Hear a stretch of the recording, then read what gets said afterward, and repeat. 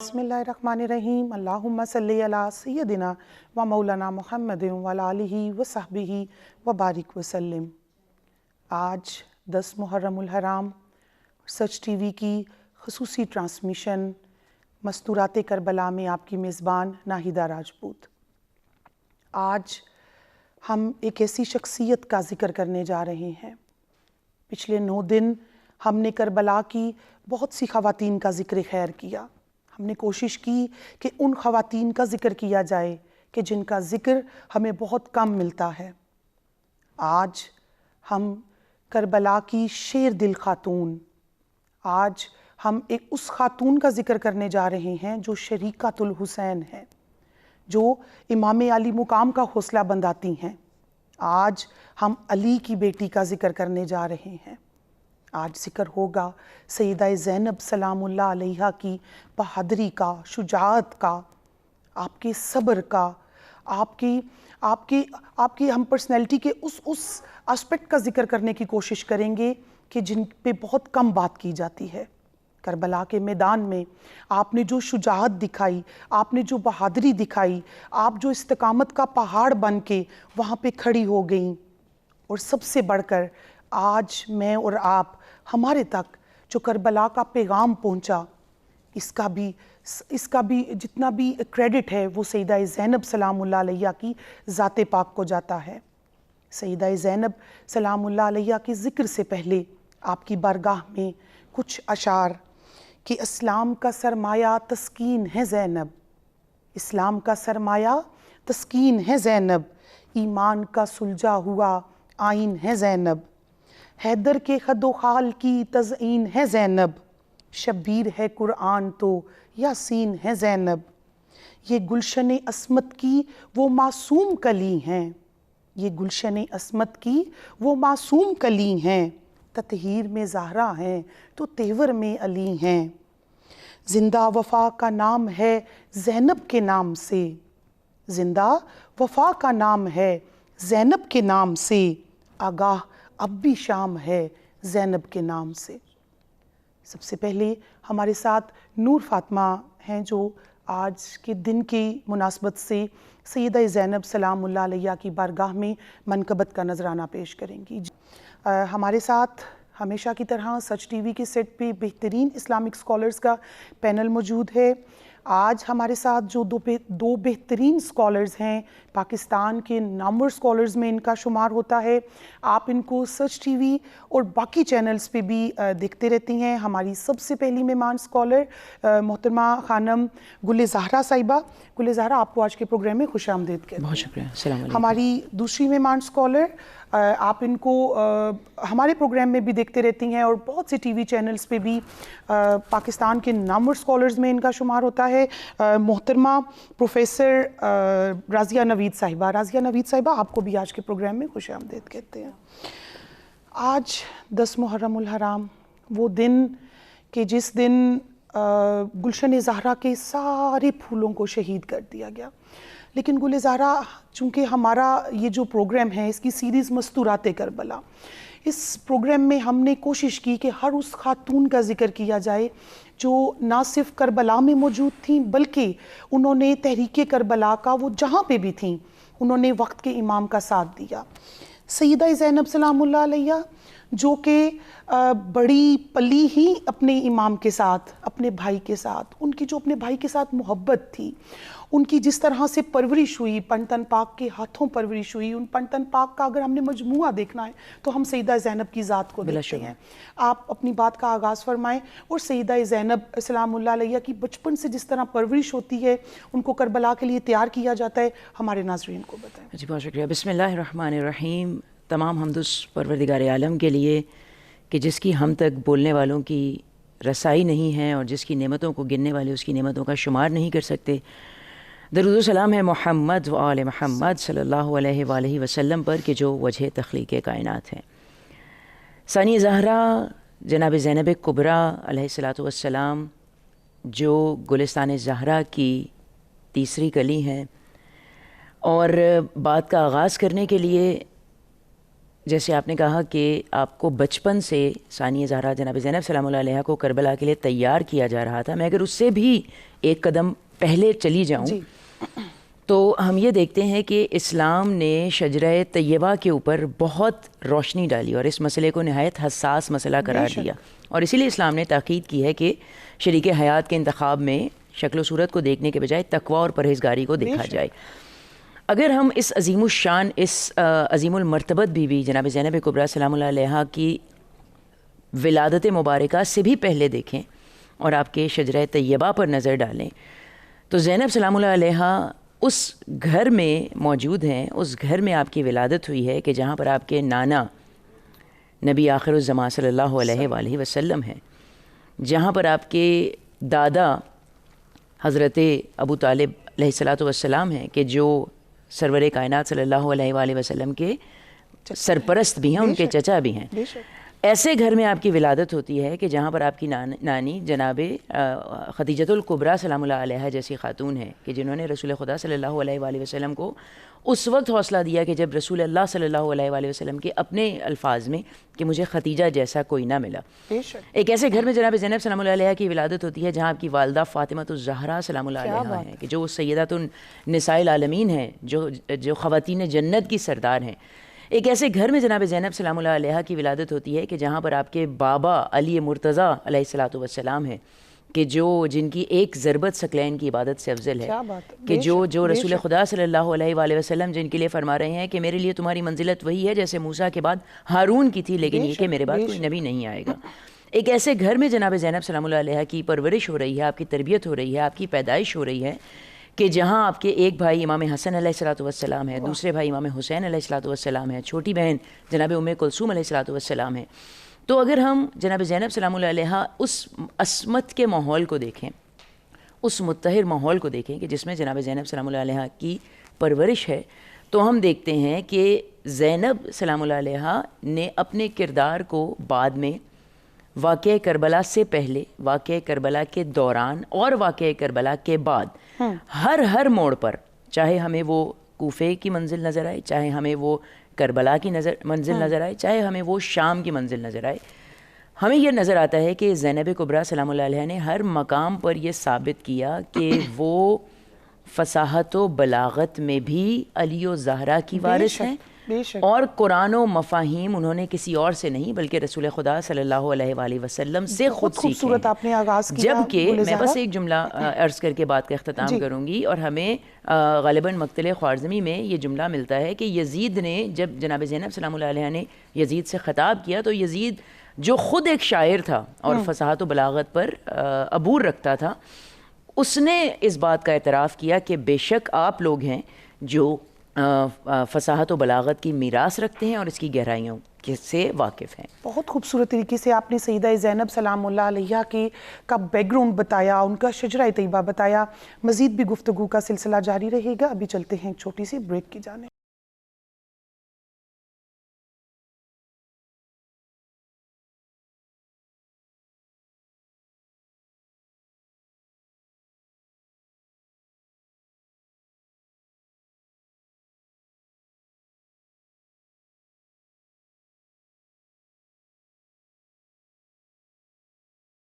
Break پہ جانے سے پہلے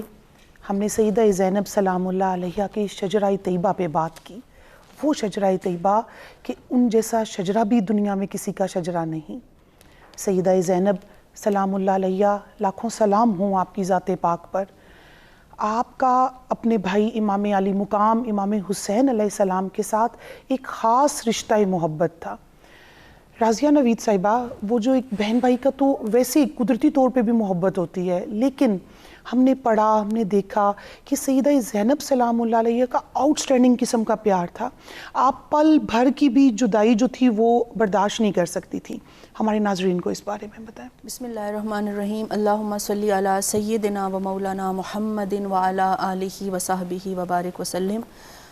یقیناً ناہیدہ، آج کی یہ جو مجلس ہے اور ہم یہاں جو بیٹھے ہیں، سیدہ زینب سلام اللہ علیہ کی شخصیت عالیہ کو ایک ٹریبیوٹ میں کہتی ہوں پیش کرنے کے لیے، انہیں خراج عقیدت پیش کرنے کے لیے، یہ نہ صرف دنیا میں ہماری کامیابی کا جو ہے وہ ضمانت ہے، بلکہ آخرت میں بھی انشاءاللہ العزیز ہمارے لیے کامیابی کی ضمانت بنے گا۔ جیسا کہ آج ہم سیدہ زینب سلام اللہ علیہا کی عظیم شخصیت کو خراج عقیدت پیش کر رہے ہیں، تو میں ان کے لیے چند ایک الفاظ جو ہے وہ کہ ان کی شخصیت مطہرہ کا اس کو بیان کرنے کا حق تو ادا نہیں ہو سکتا، لیکن اپنے ایک کنیز کی حیثیت سے ان کی بارگاہ میں ضرور پیش کرنا چاہوں گی۔ سیدہ زینب سلام اللہ علیہا کو اگر دیکھا جائے تو وہ محمدی کمال اور حیدری جلال کا ایک عظیم الشان مرکہ تھیں۔ بے شک۔ اگر ہم سیدہ زینب سلام اللہ علیہا کی شخصیت کو دیکھیں تو ہمیں یقیناً وہ نواسی رسول صلی اللہ علیہ وسلم بھی ہیں، وہ جگر گوشائے بطول سلام اللہ علیہا بھی ہیں، وہ ترجمان دین محمدی صلی اللہ علیہ وسلم بھی ہیں، وہ مبلغ مشن حسینی علیہ السلام بھی ہیں، وہ سفیرہ سانحہ کربلا بھی ہیں، دختر فاتح خیبر بھی ہیں، شریکت الحسین بھی ہیں، عالمہ غیر معلمہ بھی ہیں، عقیلہ بنی ہاشم بھی ہیں، اسی طرح نائبت الحسین بھی ہیں، صدیقہ صغرا بھی ہیں، محدثہ بھی ہیں، عابدہ بھی ہیں، زاہدہ بھی ہیں، راضیہ بالقدر والقضا بھی ہیں، اور وہ عظیم پیکر کہ جن کے بارے میں سرکار دو عالم صلی اللہ علیہ وسلم نے فرمایا کہ میری زینب جو ہے اس کی مشابہت سیدہ خدیجہ الکبریٰ رضی اللہ تعالی عنہ وسلام اللہ علیہا کے ساتھ ہے۔ تو یہ وہ عظیم شخصیت ہے جس نے سیدہ فاطمہ الزہرا سلام اللہ علیہا کے گھر میں جنم لیا۔ اور پھر جیسا کہ آپ نے کہا کہ بہن بھائیوں کی ایک عجیب محبت ہوا کرتی ہے، لیکن یہاں پر یہ محبت ہمیں اپنے جوبن اور اپنے عروج پر نظر آتی ہے۔ بچپن میں اگر سیدہ سلام اللہ علیہا کا اپنے بھائی کے ساتھ پیار اور محبت کو دیکھا جائے تو وہ ایک لمحہ بھی ایسا نہ ہوتا کہ وہ اپنے بھائی کے بغیر رہ پاتی، اور ان کی یہ خواہش ہوتی کہ میں اپنے بھائی کا چہرہ دیکھوں، اور وہ اس چہرے کو دیکھا کرتی تھی۔ پھر آپ دیکھیں کہ ان کی ضروریات کا خیال رکھنا، ان کی پسند اور ناپسند کا خیال رکھنا، ان کی خوشی کا خیال رکھنا، ان کی ناراضگی کا خیال رکھنا، ہر چیز کو سیدہ سلام اللہ علیہا نے جو ہے پرائورٹی دی، یعنی امام حسین علیہ السلام کی ذات مبارکہ کو اپنی ذات کے اوپر پرائورٹی دی۔ پھر یہ وہ عظیم ہستی ہیں کہ جب آپ کے نکاح کا وقت آتا ہے تو ہمیں روایات میں ذکر ملتا ہے کہ آپ نے صرف ایک چیز ڈیمانڈ کی، اور اس نکاح کی ایک شرط رکھی کہ مجھے کبھی بھی اپنے بھائی سے ملنے سے روکا نہیں جائے گا، منع نہیں کیا جائے گا۔ اور شادی کے بعد بھی آپ ان دونوں بہن بھائیوں کا ایک تعلق دیکھیں کہ جب کبھی بھی اب جیسے سرکار دو عالم صلی اللہ علیہ وسلم کا یہ رویہ تھا، یہ بیہیویئر تھا کہ جب سیدہ فاطمہ الزہرا سلام اللہ علیہا آپ کی سامنے تشریف لاتی ہیں تو آپ ان کے لیے کھڑے ہو جایا کرتے تھے، اپنی کملی بچھایا کرتے تھے، اس پر بٹھایا کرتے تھے، ان کے ماتھے پر بوسہ دیا کرتے تھے۔ اچھا، یہی ایٹیٹیوڈ، یہی سلوک جو ہے وہ ہمیں سیدنا امام حسین علیہ السلام کا اپنی بہن سیدہ زینب سلام اللہ علیہا کے لیے نظر آتا ہے کہ جب کبھی بھی سیدہ تشریف لاتی ہیں آپ اپنی نشست اٹھ کر کھڑے ہو جاتے ہیں، آپ ان کو اپنی نشست پر بٹھاتے ہیں، ان کے ماتھے پر بوسہ دیتے ہیں، ان کی جو ہے دلجوئی کرتے ہیں، ان کی بات کو سنتے ہیں، اور ان کو جو ہے محبت کا اظہار جو ہے وہ ہمیں نظر آتا ہے۔ اب یہی چیز ہے کہ جب امام حسین علیہ السلام نے مدینہ منورہ سے مکہ مکرمہ کی طرف اور پھر آگے کوفہ کی طرف جو ہے وہ سفر کا ارادہ کیا تو سیدہ زینب سلام اللہ علیہا کے جو پیکر صدق و وفا ہیں، اور اگر ان کا اپنے شوہر حضرت عبداللہ بن طیار جعفر رضی اللہ تعالیٰ عنہ کے ساتھ بھی جو ہے وہ ریلیشن شپ دیکھا جائے تو وہ بہت مؤدب، بہت احترام والا، بہت عزت والا اور بہت پیار والا تھا۔ یہاں تک کہ آپ کے شوہر نامدار آپ کے حوالے سے فرماتے ہیں کہ میں نے زینب سے بہتر کسی خاتون کو نہیں پایا، آپ سب سے بہترین خاتون ہیں۔ زینب سے بہتر کسی خاتون کو نہیں پایا۔ گل زارہ 28 رجب قافلہ حسینی اس شہر مدینہ سے چل پڑتا ہے کہ جس مدینہ میں حسین نے اپنے نانا کے کندھوں کی سواری کی، اپنی ماں کی محبت، باپ کی محبت، لیکن وہاں سے نکلنا تھا۔ اب ساتھ میں مستورات بھی ہیں، ساتھ میں ان مستورات کو لیڈ کرنے والی لیڈر سیدہ زینب سلام اللہ علیہا بھی ہیں۔ وہاں سے آپ کی جو وہ بچپن سے لے کر جوانی تک آپ کی تربیت ہوئی، اب اس تربیت کا رنگ جو ہے وہ دنیا نے دیکھا۔ ہمارے ناظرین کو بتائیں کیسے وہ قافلہ پھر جب مکہ پہنچتا ہے، مکہ سے پھر کربلا، تو سیدہ زینب سلام اللہ علیہا کا جو اس دوران کردار رہا اس کے بارے میں روشنی ڈالیں۔ جی بہت شکریہ۔ مجھے بات آپ جب ارشاد فرما رہی تھی تو مجھے ہمارے ایک عالم علامہ علی نقی نکن، ان کا بڑا مشہور جملہ ذہن میں آ رہا تھا۔ وہ کہتے تھے کہ جناب زینب ثانی زہرا سلام اللہ علیہا کا اگر کربلائی کردار سمجھنا ہے تو اس جملے سے سمجھیں کہ حسین جب عازم سفر تھے تو حسین کے ساتھ زینب تھیں، لیکن زینب نے جب اپنا جہاد شروع کیا تو زینب یک و تنہا تھی۔ اللہ اکبر۔ یہ جناب زینب سلام اللہ علیہا کا کربلائی کردار ہے۔ اور ہم اگر اس کو یہ دیکھیں کہ جب 28 رجب کو امام حسین علیہ السلام نے مدینہ چھوڑا تو دو افواج ان پیرالل چل رہی تھیں۔ ایک فوج امام حسین کی ہے، ایک فوج مستورات کی ہے۔ مستورات کی ڈھارس زینب باندھ رہی ہیں، مستورات زینب کی طرف دیکھ رہی ہیں۔ اور ہم اگر اس سے بھی تھوڑا سا آگے پہلے دیکھیں تو میں کہتی ہوں کہ مدینہ کے سفر سے زینب کا کربلائی کردار نہیں شروع ہوا تھا، بلکہ جب یزید نے والی مدینہ ولید ابن عتبہ کو خط لکھا تھا کہ حسین سے بیعت طلب کرو، اور اگر حسین بیعت نہ کریں تو حسین کو قتل کر دو۔ المختصر جب امام حسین علیہ السلام والی مدینہ کے ہاں گئے، اس وقت یہ جناب زینب سلام اللہ علیہا تھیں جنہوں نے ایک روایت کے مطابق 30 اور ایک روایت کے مطابق 50 بنی ہاشم کے نوجوانوں کو امام کے ساتھ بھیجا، اور آپ نے وہ تربیت یافتہ نوجوان تھے، اور جناب زینب کی ہدایت تھی کہ اگر امام حسین علیہ السلام غضبناک ہوں یا ان کی اگر ان کی جان کو خطرہ محسوس ہو تو تم فوراً اپنی آوازیں بلند کرنا۔ بہرحال امام حسین علیہ السلام نے مدینہ چھوڑا، جناب زینب سلام اللہ علیہا ساتھ ہیں۔ امام حسین علیہ السلام مدینہ چھوڑ کر ماہ شعبان میں مکہ معظمہ پہنچے، زینب سلام اللہ علیہا ساتھ ہیں۔ مکے میں 8 ذی الحج کو امام حسین نے اپنے حج کو عمرے سے تبدیل کیا۔ حج کو عمرے سے صرف حسین نے تبدیل نہیں کیا بلکہ حج کو عمرے سے جناب زینب نے بھی تبدیل کیا۔ بے شک ایسا ہی ہے۔ 8 ذی الحج کو امام حسین علیہ السلام نے مکہ معظمہ چھوڑا، اور اس کے بعد آپ عازم کرب و بلا ہوئے۔ اس تمام سفر میں ہم اگر یہ دیکھیں کوئی وجہ ہے جو جناب زینب سلام اللہ علیہا کو شریکۃ الحسین کہا جاتا ہے، کوئی وجہ ہے کہ جناب زینب سلام اللہ علیہا کو نائبۃ الحسین یعنی حسین کی نیابت کرنے والی کہا جاتا ہے، جناب زینب کو نائبۃ الزہرا کہا جاتا ہے یعنی جناب زہرا سلام اللہ علیہا کی نائبہ۔ جناب زینب کا ایک اور لقب ہے بطلۃ الکربلا یعنی کرب و بلا کی ہیرو، ایک ایسی ہستی جو کربلا کی ہیرو ہو۔ اب امام حسین علیہ السلام جب مکہ سے کربلا پہنچے جو 2 محرم الحرام 61 ہجری کی تاریخ ہے، اس تمام سفر میں امام نے تقریباً 24 مقامات 24 منزلیں امام حسین نے طے کی، اور ہمیں عموماً امام حسین علیہ السلام کے جو خطبات ہیں ہم زیادہ سے زیادہ وہ خطبہ دیکھتے ہیں جو آپ نے عصر عاشور دیا فوج یزید کو، یا اس سے پہلے جو مولا نے کلام کیا، لیکن ہمیں یہ پتہ چلتا ہے کہ ہر منزل پر امام نے کلام کیا ہے، امام نے اپنے مقصد کو بیان کیا ہے، امام نے اپنے سفر کے اغراض و مقاصد پہ بات کی ہے، امام نے بتایا ہے کہ ہمارا گھر سے نکلنے کا مقصد حکومت حاصل نہیں کرنا بلکہ اس لیے ہے کہ ہم امت محمد مصطفیٰ صلی اللہ علیہ وآلہ وسلم کی اصلاح کر سکیں۔ اس تمام منزل میں، اس تمام سفر میں 24 منازل میں حسین علیہ السلام گفتگو فرما رہے ہیں، اور جناب زینب سلام اللہ علیہا امام کی گفتگو کو سن رہی ہیں، جناب زینب آپ کی گفتگو کو سمجھ رہی ہیں، جناب زینب یہ اس بات کو درک کر رہی ہیں کہ اگرچہ اسلام کی بقا خون حسین میں ہے لیکن حسین کے خون کے چھینٹوں کو آفاقی بنانے والی اگر کوئی ہے تو وہ زینب کبریٰ ہے۔ بے شک بے شک۔ جناب زینب سمجھ رہی ہیں کہ جو کردار زینب کبریٰ ثانیہ زہرا سلام اللہ علیہا کو کربلا کے بعد ادا کرنا ہے تو آپ مولا کی حکمت عملی کو دیکھ رہی ہیں، آپ مولا کے مقاصد کو سمجھ رہی ہیں، حتیٰ کہ 2 محرم الحرام کو یہ قافلہ کرب و بلا میں وارد ہو جاتا ہے، اور اس کے بعد ہم دیکھتے ہیں کہ جناب زینب کبریٰ کی جو کربلا میں آپ کا کردار ہے اس کا تیسرا حصہ شروع ہوتا ہے۔ بالکل، اس کے اوپر میں بعد میں ہوں گی۔ یہ بات کے اختتام میں اس ایک جملے سے کرنا چاہتی ہوں کہ ہمیں یہ جو سفر تھا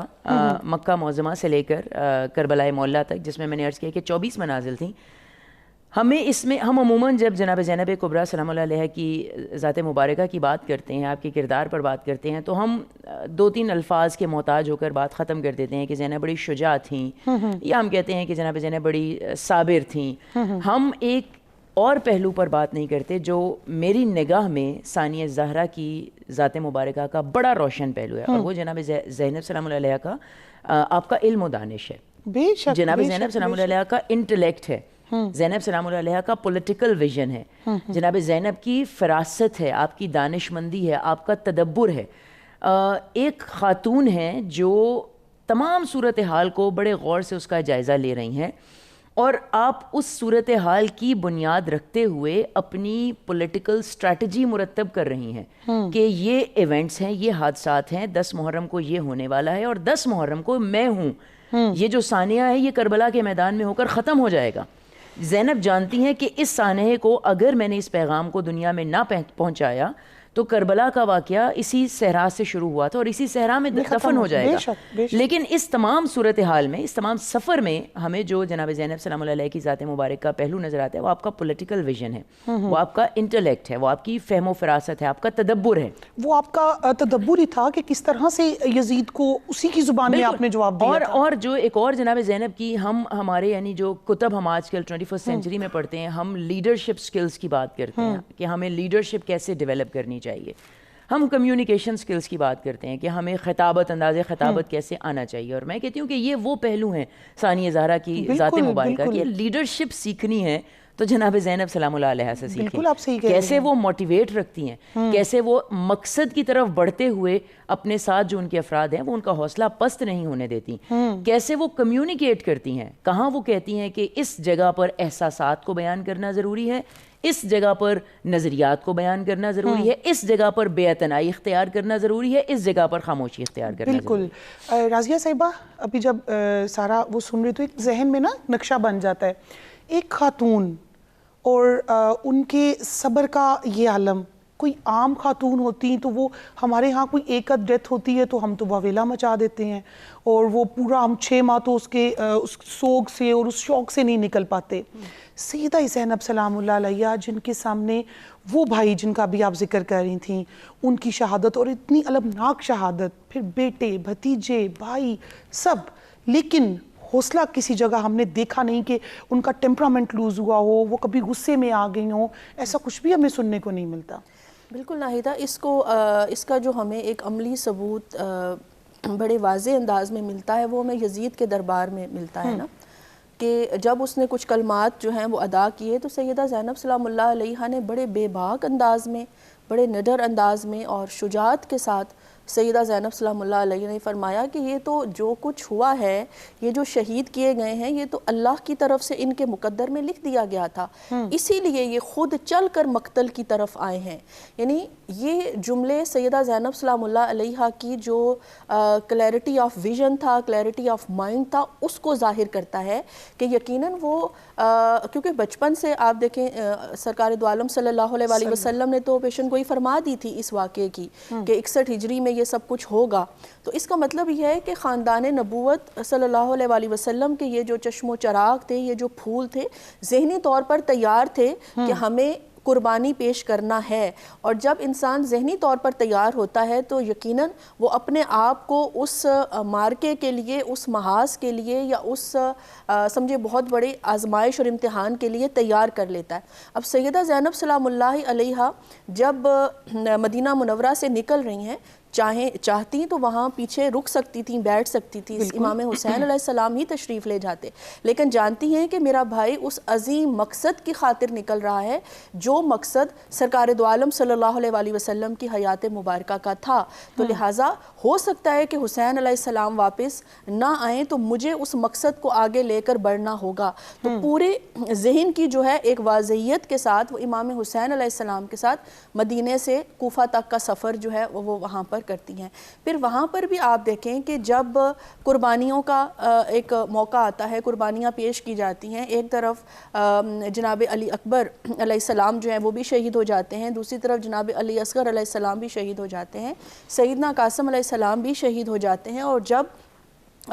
حضرت امام حسین علیہ السلام اپنی بہن سے فرماتے ہیں کہ اے بہن اب مجھے بھی جانا ہے اس مقتل کی طرف اور اس مقصد کی طرف جس کی خاطر ہم یہاں پر آئے ہیں, اور مجھے معلوم ہے کہ میں واپس نہیں آؤں گا, زندہ واپس نہیں آؤں گا. اپنی دستار کو بھی طلب کیا اور اپنی تلوار کو بھی طلب کیا. لیکن یہاں پر بھی سیدہ زینب سلام اللہ علیہ کا جو ایک محبت تھی, جو عشق تھا, جو وارفگی تھی, اس کو اگر آپ دیکھیں تو آپ فرماتی ہیں کہ اے بھائی میں چاہتی ہوں کہ صدقہ دے دوں آپ کے جانے سے پہلے کوئی صدقہ دے دوں. تو امام حسین علیہ السلام فرماتے ہیں کہ بہن ہمارے پاس تو پینے کے لیے پانی کے 2 گھونٹ نہیں ہیں, ہم اس وقت یعنی صدقہ ہم کیا کریں گے؟ تو آپ نے فرمایا کہ میرا بیٹا اون بھی ہے اور میرا بیٹا محمد بھی ہے, اور میں چاہتی ہوں کہ انہیں آپ کے صدقے کے طور پر میں پیش کروں. یعنی وہاں پر یہ ہے کہ اگر کسی طرح پتہ تو ہے کہ امام حسین علیہ السلام نے شہید ہو جانا ہے, لیکن پھر بھی سوچ رہی ہیں ان کے لیے کہ ہو سکتا ہے کہ کسی طرح سے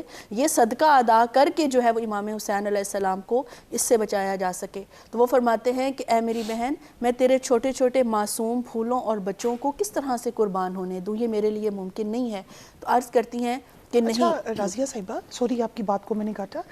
یہاں پہ بطور ماں, آپ بھی ماں ہیں, میں بھی ماں ہوں, بالکل, اور بیٹے تو ویسے ہی اچھے لگتے ہیں, بیٹیاں بھی ماشاءاللہ اچھی لگتی ہیں.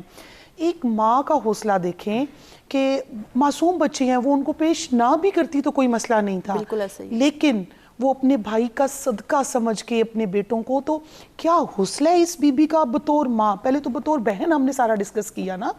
تو لیکن کچھ لوگ ہوتے ہیں جو بھائیوں کے معاملے میں حساس, لیکن بچوں کے معاملے میں تھوڑا سا وہ اور فلیکسیبل. تو اس بی بی کا حوصلہ دیکھیں, بطور ماں حوصلہ اگر ہم یہاں پہ تھوڑا سا مزید آپ ڈیفائن کریں. یہ آپ ناہیدہ اس چیز کی طرف اگر ہم تھوڑا سا غور کریں, میرے بیٹے اس عظیم مشن میں جو ہیں وہ امام حسین علیہ السلام کے ساتھی ہوں گے, اور اگر شہادت ہو جاتی ہے تو تب بھی میرے یہ 2 بیٹے اپنے ماموں پر جو ہے وہ قربان ہو جائیں گے. بالکل. تو یہاں پر ابھی مزید بھی بی بی کی شہادت, بی بی کے صبر پہ, استقامت پہ بات کریں گے. ابھی لینی ہے ہم نے ایک چھوٹی سی بریک.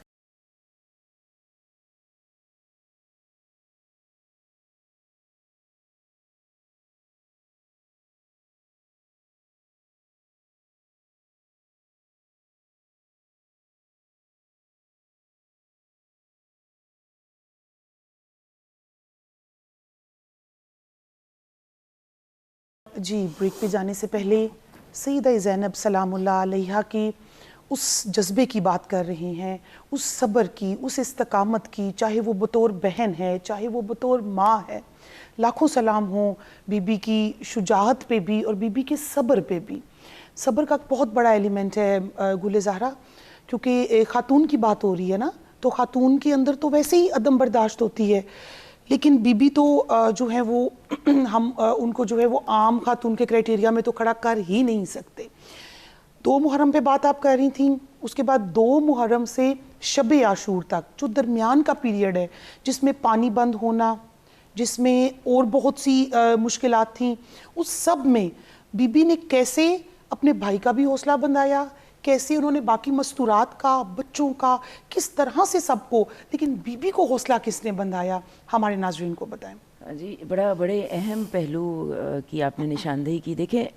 ایک طرف تو ہم صبر اور استقامت کی بات کرتے ہیں, اور دوسری طرف ہم کربلا میں کوئی کسی کی بہن ہے, کوئی کسی کا بیٹا ہے, کوئی. ایک بات ہمیں یہاں پر جو سمجھنے کی ضرورت ہے وہ یہ ہے کہ کرب و بلا میں کوئی رشتہ دار کسی رشتہ دار پر قربان نہیں ہو رہا تھا. جب انسان کا ہدف خدا ہو, جب انسان کا ہدف خدا کی رضا ہو, تو انسان کی منزل صرف اور صرف خدا ہوتی ہے.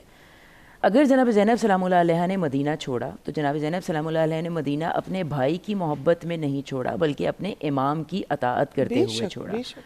اگر حضرت ام رباب علیہ السلام نے اپنے 6 مہینے کے بچے کو قربان ہونے کے لیے بھیجا, کسی ماں میں یہ حوصلہ, یہ جگر نہیں ہے کہ وہ اپنے بیٹے کو اپنے شوہر کی محبت میں قربان ہونے کے لیے بھیج دے.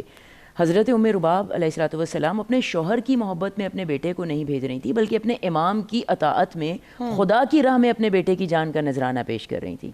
ہمیں جو بھی جتنی بھی منازل نظر آتی ہیں, ہمیں کبھی مادر جناب وہاب قلبی نظر آتی ہیں, ہمیں کبھی جناب ام کلثوم نظر آتی ہیں, ہمیں جناب زینب نظر آتی ہیں, ہمیں جناب ام لیلہ نظر آتی ہیں, ام فروہ نظر آتی ہیں, اور ہمیں ایسے استقامت کے پہاڑ نظر آتے ہیں. جناب زینب سلام اللہ علیہ کا اپنا ایک لقب ہے جبلۃ الصبر, صبر کا پہاڑ. یہ اس وقت تک ہو ہی نہیں سکتا جب تک انسان کی منزل, انسان کا ہدف خدائے بزرگ و برتر کی ذات نہ ہو. تو جو بھی ہمیں ثانیہ زہرا کا عمل نظر آتا ہے وہ اس لیے کہ جناب زینب سلام اللہ علیہ کی نظر صرف اور صرف خدا کی رضا پر تھی, اور وہ جانتی تھی کہ رضائے خدا مجھے اطاعت امام کے ذریعے ہی مل سکتی ہے, اس کے ذریعے نہیں مل سکتی. بہرحال کیونکہ دامن وقت میں گنجائش نہیں ہے تو میں مختصر کر کے بات کو آپ تک پہنچاتی ہوں. تو جناب زینب سلام اللہ علیہ سر سے پاؤں تک سر تا پا سراپا اطاعت پروردگار کا ایک نمونہ کامل تھیں. اور آپ کو اس لیے بھی ثانی زہرا کہا جاتا ہے کیونکہ لوگ کہتے تھے کہ آپ مصلی عبادت پر جب آپ تہجد میں مصروف ہوتی تھی عبادت کرتی تھیں تو ایسے لگتا تھا کہ جیسے فاطمہ زہرا سلام اللہ علیہ عبادت کر رہی ہیں. یہ وہ جناب زینب کا انداز تھا. اب 2 محرم الحرام کو آپ کا جو کربلا میں کردار ہے جب وارد کربلا ہوتا ہے حسینی لشکر اور یہاں پر خیمے دریا کے قریب سے ہٹتے ہیں, اس کے بعد پانی بند ہوتا ہے. اگر امام حسین علیہ الصلوۃ والسلام پیاس کی تکلیف برداشت کر رہے ہیں, جناب زینب آپ کے ساتھ ساتھ اس پیاس کی تکلیف کو برداشت کر رہے ہیں. اگر جناب امام حسین علیہ السلام بیٹے کی لاش اٹھا کر لا رہے ہیں, جناب زینب سلام اللہ علیہ گنج شہداء کی طرف کھڑی امام حسین علیہ الصلوۃ والسلام کا راستہ دیکھ رہے ہیں. ایک یہاں پر مجھے شہید مرتضیٰ مطہری ہیں, ان کا جملہ یاد آتا ہے اور اس کے بعد میں اپنے کلام کا اختتام کروں گی. وہ کہتے ہیں کہ پورے واقعہ کربلا کا جو سفر ہے یعنی 2 محرم سے لے کر شب عاشور ہمیں نظر آتا ہے کہ 2 مرتبہ جناب زینب سلام اللہ علیہ وہ انہوں نے اتنا گریہ کیا کہ وہ بے ہوش ہو گئیں. ایک جب آپ کربلا میں وارد ہوئیں تو ایسی غبار اڑا کہ جس سے جناب زینب کا دل گرفتہ ہوا اور آپ گریہ کرتے کرتے بے ہوش ہو گئیں. اور دوسرا مقام تھا شب عاشور. شب عاشور وہ مقام ہے جو اہل بیت پر بہت سخت ہے. جب قربانیوں کے دفتر کھلنے کی تیاری ہو رہی ہے, جب ایک طرف اضطراب ہے, ایک طرف دل ہزیں ہیں اور ایک طرف تسبیح کی آوازیں ہیں, تیاریاں ہو رہی ہیں, مائیں بیٹوں کو تیار کر رہی ہیں, بہنیں بھائیوں کو تیار کر رہی ہیں, تو اس وقت جناب زینب سلام اللہ علیہ شب عاشور امام زین العابدین علیہ الصلوۃ والسلام کے خیمے میں ہیں, ان کی تیمارداری کر رہی ہیں اور خیمے کے بالکل ساتھ امام حسین علیہ الصلوۃ والسلام کا خیمہ ہے. تو مولا جب اپنے خیمے میں آئے اور حضرت جون جو آپ کے غلام ہیں وہ اپنے خیمے میں تھے, تو مولا نے حضرت جون سے کچھ گفتگو کی جو شہادت کے متعلق تھی. جناب زینب سلام اللہ علیہ کا دل گھبرایا اور وہ امام حسین کے خیمے میں آئیں. یہ دوسرا مقام ہے, یعنی پہلا مقام 2 محرم کو زینب نے گریہ کیا اور یہ دوسرا مقام ہے شب عاشور جب امام حسین نے انہیں کل کے بارے میں بتایا کہ کل ایسے واقعات ہوں گے اور میں شہید کیا جاؤں گا. یہاں پر بھی شب عاشور جناب زینب سلام اللہ علیہ نے گریہ کیا کہ آپ غم کی شدت سے بے ہوش ہو گئیں. لیکن اس کے بعد جو مرتضیٰ مطہری کا جملہ ہے وہ کہتے ہیں کہ امام حسین کے اس کلام کے بعد امام حسین علیہ السلام کے ان جملوں نے زینب میں ایک ایسی روح بیدار کر دی تھی, ایک ایسی حرارت پیدا کر دی تھی, ایک ایسا ولولہ پیدا کر دیا تھا کہ وہ زینب جو ہمیں 10 دن کے دورانیے میں 2 مرتبہ غش کھا کر بے ہوش ہوتی نظر آ رہی ہیں, ہمیں نہیں نظر آتا کہ شب عاشور کے بعد جناب زینب ایک بھی مرتبہ وہ انہوں نے غش کھایا ہو یا انہوں نے بے ساختہ گریہ کیا ہو. گویا کہ جناب زینب سلام اللہ علیہ کو شب عاشور امام حسین علیہ الصلوۃ والسلام نے, شیخ صدوق نے کہا ہے کہ جناب زینب کو امام نے امور امامت بھی یعنی ان تک منتقل کیے تھے. تو گویا شب عاشور امام حسین علیہ الصلوۃ والسلام نے اپنا حوصلہ, اپنی حرارت وہ جناب زینب کو منتقل کر دی. اور اس کے بعد ہم نے نہیں دیکھا کہ صبح عاشور کے بعد قربانیاں ہوتی رہیں, جنازے آتے رہے, گریہ ہوتا رہا, لیکن زینب بے ہوش آنکھوں سے دیکھتی رہی. لیکن زینب کی جو فاطمی روح بیدار ہو گئی تھی, زینب میں جو علوی روح بیدار ہو گئی تھی, زینب میں جو امام حسین علیہ الصلوۃ والسلام نے جو ولولہ, جو حرارت پیدا کر دی تھی, جو قلب کو امام حسین علیہ الصلوۃ والسلام نے گرما دیا تھا, اس کے بعد ہم نے دیکھا کہ زینب اب ایک مسلسل آگے کی طرف رواں دواں ہیں. اور ہم نے جیسے کہ بات یہ بھی کی کہ ایک طرف جناب زینب کی ہم آئی کیو دیکھتے ہیں, آپ کا انٹلیکٹ دیکھتے ہیں, دوسری طرف ہم زینب کا ای کیو دیکھتے ہیں, آپ کا ایموشنل کوشنٹ, کہ جناب زینب سلام اللہ علیہ وہ ذہنی تکلیف سے تو گزر رہی ہیں مگر اپنے ذہنی غم و غصے کو اپنے انداز, اپنی زبان, اپنے لہجے سے اس کا اظہار نہیں ہونے دیتی. اگر اظہار کرتی بھی ہیں تو اس انداز میں کرتی ہیں کہ اس میں بھی کوئی پیغام ہے. مثال کے طور پر جب آپ کوفہ میں پہنچیں اور دربار ابن زیاد میں پہنچیں تو آپ کا جو اب وقت نہیں ہے کہ اس خطبے پر بات ہو سکے, تو آپ نے جس طریقے سے ابن زیاد کو مخاطب کیا, آپ نے کہا کہ اے مرجانہ کے بیٹے. اور یہ وہ لفظ تھا کہ جس نے ابن زیاد جو غصے سے تل ملانے لگا, کیونکہ مرجانہ ایک بدنام عورت تھی اور اس کی ایک طرح سے نقاب کشائی ہو گئی اور زمانے کے ساتھ. اسی طرح جب جناب زینب سلام اللہ علیہ یزید کے دربار میں آتی ہیں, غصہ یہاں پر بھی ہے, لیکن زینب نے اظہار ایسے کرنا ہے کہ اس غصے کے اظہار میں پیغام بھی کنوے ہو جائے. یزید کو جناب زینب سلام اللہ علیہ کس طرح مخاطب کرتی ہیں, اے ہمارے آزاد کردہ غلاموں کی اولاد. یہ جناب زینب سلام اللہ علیہ کا انداز تکلم ہے جس میں آپ کا انٹلیکٹ بھی ہے, جس میں آپ کا آئی کیو بھی ہے اور جس میں آپ کا ای کیو بھی ہمیں نظر بالکل آتا ہے. سلام ہو اس بی بی کو کہ جہاں پہ صبر کرنا مشکل ہے وہاں پہ بی بی نے شکر کر کے دکھایا. یزید کے دربار میں جو آپ کا ایک روپ ہمیں نظر آیا جس پہ ابھی خانم نے بات کی, کیا وہ کانفیڈنس لیول تھا وہاں پہ بی بی کا؟ سامنے سر ہیں 72 شہداء کے, بیبیاں ہیں, قیدی بنا لیے گئے ہیں, لیکن بی بی کا حوصلہ اس پہ ہمارے ناظرین کو بتائیں آپ. ناہیدہ, سیدہ زینب سلام اللہ علیہا کے حوالے سے کہا جاتا ہے کہ یقیناً کربلا کے میدان تک سیدہ جو تھیں وہ ثانی زہرا تھیں, مگر میدان کربلا سے لے کر واپسی تک جو ہے وہ ثانی حیدر کرار اگر ان کو قرار دیا جائے تو غلط نہیں ہوگا. کہ سیدہ سلام اللہ علیہ بی بی کا لہجہ بھی تو مولائی کائنات جیسا ہو گیا تھا نا. بالکل, آپ دیکھیں کہ کوفہ کا بازار ہو, شام ہو یا یزید کا دربار ہو, سننے والے بھی اس بات پر حیران کہ یوں لگ رہا تھا کہ جیسے آج سیدنا علی علیہ السلام خود وہاں تشریف لے آئے ہوں اور پھر سیدہ سلام اللہ علیہ لہجہ علی علیہ السلام میں جو ہے وہ وہاں پر گفتگو فرما رہی ہوں. کہ جب یزید کے دربار میں سیدہ سلام اللہ علیہ تشریف لائیں اور وہاں پر انہوں نے دیکھا کہ امام حسین علیہ السلام کے سر انور کو ایک تشت میں رکھا گیا ہے اور یزید جو ہے وہ لعین اور خبیث وہ ایک چھڑی کے ذریعے آپ علیہ السلام کے ہونٹوں کو مس کر رہا ہے, تو سیدہ سلام اللہ علیہ نے بہت باروب انداز میں اور جلال کے ساتھ جو ہے اس کی اس عمل کو کنڈیم کیا. اور وہاں پر جو اور بھی پھر حاضرین موجود تھے انہوں نے کہا کہ یزید تم نے جو کچھ کیا وہ کیا, لیکن جو گستاخی تم کر رہے ہو یہ کسی صورت قابل قبول نہیں ہے, کیونکہ یہ وہ شخصیت ہے اور اس شخصیت کا سر انور ہے کہ جس کو ہم نے دوش رسول صلی اللہ علیہ وسلم پر سوار ہوئے دیکھا ہے, اور یہ وہ لب مبارک ہیں جن کو ہم نے سرکار دو عالم صلی اللہ علیہ وسلم کو بوسہ دیتے دیکھا ہے. اب یہاں پر آپ دیکھیں جب سیدہ زینب سلام اللہ علیہ گفتگو فرماتی ہیں, خطاب فرماتی ہیں, تو ہر کوئی مبہوت ہو جاتا ہے, ہر کوئی حیران رہ جاتا ہے, یہاں تک کہ یزید جو ہے وہ بھی خاموشی اختیار کرنے پر مجبور ہو جاتا ہے. جیسے آپ نے پہلے ذکر کیا کہ یزید خود ایک شاعر بھی تھا اور فصیح و بلیغ تھا, مگر سیدہ زینب سلام اللہ علیہ کے اس لہجے کے آگے,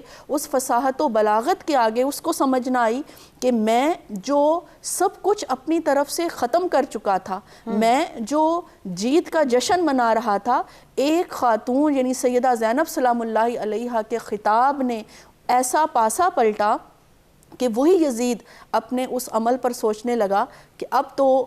جو بغاوت آگے نظر آ رہی تھی, اب جو حالات آگے نظر آ رہے تھے وہ جو ہے کسی صورت بھی میرے کنٹرول میں اور میرے قبضے میں نہیں رہیں گے. تو یہاں پر جو بات ایک میں کہنا چاہتی ہوں وہ یہ ہے کہ سیدہ زینب سلام اللہ علیہ کہ اگر ہم دیکھیں تو تحریک حسین علیہ السلام جو تھی وہ میدان کربلا تک آئی, لیکن آگے سے تحریک زینبی کا آغاز ہو گیا. اور تحریک زینبی کیا تھی کہ یقیناً امام حسین علیہ السلام نے جو قربانیاں اپنے دادا کو, اپنے نانا علیہ السلام کے دین کو دوام بخشنے کے لیے, انہیں استحکام بخشنے کے لیے, زندہ جاوید رکھنے کے لیے جو پیش کر رہے تھے, یقیناً سیدہ زینب سلام اللہ علیہ اگر ان تمام قربانیوں کا پرچار ہر منزل پر نہ کرتی,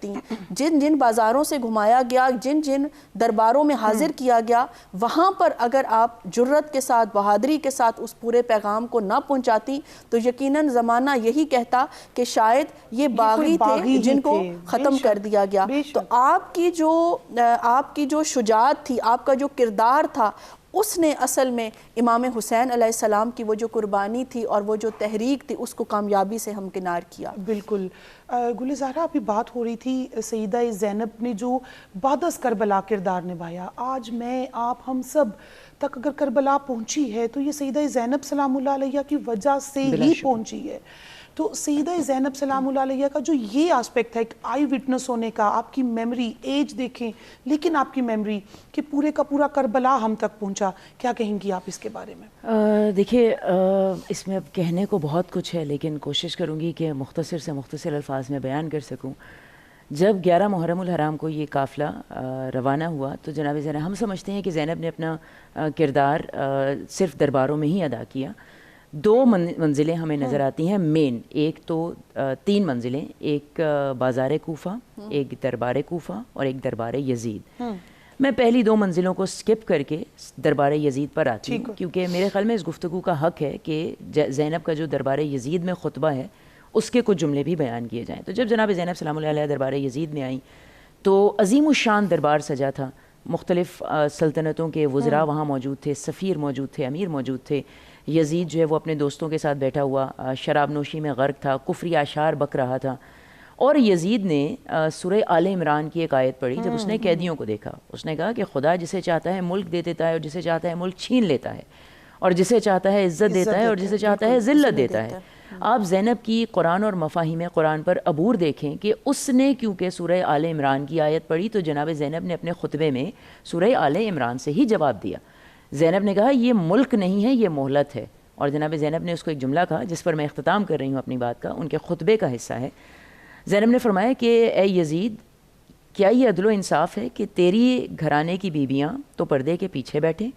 اور آل محمد کی گھرانے کی عورتیں ان کو بے پردہ نامحرموں کے مجمع میں پھرایا جائے؟ اور فرماتی ہیں کہ یزید سن لے، تو جتنا مکر و فریب کرے، تو جتنی چاپلوسی کرے، خدا کی قسم نہ تو ہمارے ذکر کو مٹا سکتا ہے، نہ تو وحی کے چراغ کو بجھا سکتا ہے۔ جو مٹ جائے گا یزید وہ تیرا ذکر ہے، اور جو ہمیشہ باقی رہے گا وہ آل محمد کا ذکر ہے۔ بے شک بے شک وہ آل محمد کا ذکر ہے، اور یہی وجہ ہے، یہ دعائے زینب ہی ہے کہ آج ہمیں سیدہ زینب سلام اللہ علیہ کا ذکر کرنے کی توفیق خاص عطا ہوئی۔ ہمارے ساتھ نور فاطمہ موجود ہیں، میری نور سے گزارش ہے کہ وہ سیدہ زینب سلام اللہ علیہ کی بارگاہ میں ہدیہ سلام کا نذرانہ پیش کریں۔ اس کے ساتھ ہی میں اپنے مہمانوں کا شکریہ ادا کروں گی، آپ دونوں مہمانوں کا شکریہ کہ آپ یہاں پہ تشریف لائیں اور آج کے پروگرام سے ہمیں اجازت دیں، اور جی نور۔